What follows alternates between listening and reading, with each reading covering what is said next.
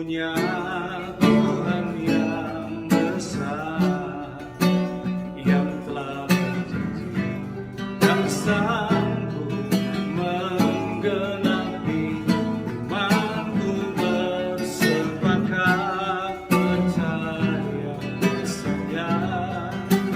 Ku terima sekarang kemenangan dariku. Ku punya Tuhan yang besar, yang telah berjanji dan sanggup menggenapi imanku, bersepakat percaya saja. Ku terima sekarang kemenangan dariku.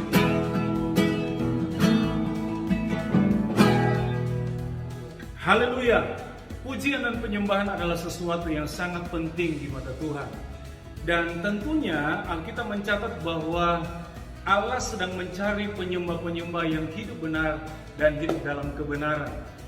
Saudara yang diberkati Tuhan, pastikan bahwa saya dan saudara adalah salah satu di antara pribadi yang dicari oleh Tuhan sebagai penyembah-penyembah yang benar, yang hidup dalam kebenaran. Saudara yang diberkati Tuhan, kembali lagi kita dalam program rohani, inspirasi dan motivasi Infinity Ministry. Bapak Ibu Saudara yang diberkati Tuhan, hari ini kita sedang membicarakan tema besar di bulan November tentang pemulihan Pondok Daud, atau dengan bahasa lain pemulihan, pujian, dan penyembahan. Saudara yang diberkati Tuhan, kita sadar, kita akui bahwa bicara tentang pujian penyembahan bukan hanya sekedar kita melakukannya ketika kita ada di gereja. Pujian penyembahan bukanlah hanya bagian daripada ibadah, tapi pujian dan penyembahan adalah bagian yang dimana kita harus nyatakan sebagai gaya hidup kita. Kita mau ekspresikan bahwa setiap saya dan saudara adalah penyembah-penyembah yang dikehendaki oleh Tuhan, karena kita menyembah Bapa kita, menyembah Tuhan kita, menyembah Allah kita dalam roh dan kebenaran. Nah, saudara yang diberkati Tuhan, di akhir zaman ini salah satu yang akan dipulihkan oleh Tuhan adalah pujian penyembahan atau Pondok Daud. Mari setiap saya dan saudara menjadi jawaban atas kerinduan Tuhan bahwa saya dan saudara adalah pemuji-pemuji dan penyembah-penyembah Tuhan. Kenapa kita berpikir bahwa pujian penyembahan adalah bagian yang akan dipulihkan? Karena sekali lagi pujian penyembahan adalah sesuatu yang sangat penting bagi Tuhan. Dan pujian penyembahan saudara mau diambil, mau dicuri saudara oleh iblis. Dia ingin supaya bukan kita menjadi penyembah kepada Tuhan, tapi manusia menyembah kepada Dia. Bahkan saudara dalam Alkitab mencatat Yesus pun yang adalah Allah. Tidak ada rasa takut bagi setan untuk menggoda Yesus supaya dia menyembah setan. Saudara yang diberkati Tuhan, kita lihat dalam Matius pasal yang keempat ayat 9. Dan berkata kepadanya, ini setan saudara, semua itu akan kuberikan kepadamu jika engkau sujud menyembah aku. Begitu berani si setan menarik saudara supaya Yesus menyembah dia.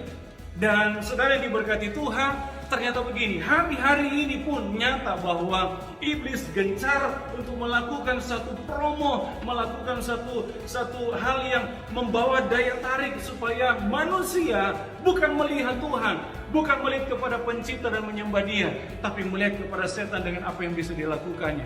Dan berapa banyak manusia tertipu, berapa banyak saudara manusia yang akhirnya menyembah setan demi mendapatkan sesuatu. Hari ini kita berbicara bahwa marilah kita sadar saudara, setiap kita yang sudah diciptakan oleh Tuhan, bahkan terlebih setiap kita yang percaya kepada Yesus dan mendapatkan kehidupan, keselamatan, mari kita hanya menyembah kepada Tuhan. Mari kita hanya menyembah kepada Dia yang sudah memberikan hidupnya bagi kita. Saudara, jawab Yesus kepada setan pada waktu ayat yang ke-10. Maka berkatalah Yesus kepadanya, "Enyalah iblis, sebab ada tertulis engkau harus menyembah Tuhan Allahmu dan hanya kepada Dia sajalah engkau berbakti." Saudara yang dikasihi Tuhan, Allah sekali lagi tidak kompromi dengan penyembahan di luar dirinya. Allah tidak suka dengan penyembahan kepada setan. Allah tidak suka penyembahan kepada gunung. Allah tidak suka dengan penyembahan kepada suatu objek yang di luar daripada kehendak Allah. Allah hanya mau penyembahan itu hanya kepada Dia. Saudara yang dikasih Tuhan, jangan sampai kita menyembah kepada hal yang lain. Allah hanya menuntut, Allah hanya merindukan saya dan saudara hanya menyembah kepada Dia. Mari kita mau jadikan penyembahan itu sebagai bentuk gaya hidup kita sehari-hari. Ekspresikan bahwa kita kemanapun kita pergi, apapun yang kita perkatakan, kita sedang menyembah Allah kita yang sudah menyelamatkan hidup kita. Saudara yang diberkati Tuhan, ketika kita menjadi seperti demikian, maka kehendak dan janji Allah akan selalu menjadi bahagia dalam hidup kita. Karena sekali lagi saudara, pada waktu setan menarik untuk supaya dia menjadi objek penyembahan, Alkitab katakan Yesus menghardik dia dan dikatakan hanya kepada Tuhan sajalah engkau menyembah. Hari ini saya mau katakan kepada setiap kita, hanya kepada Yesus Kristus Tuhanlah yang sudah mati di atas kayu salib kita memberikan penyembahan yang terbaik.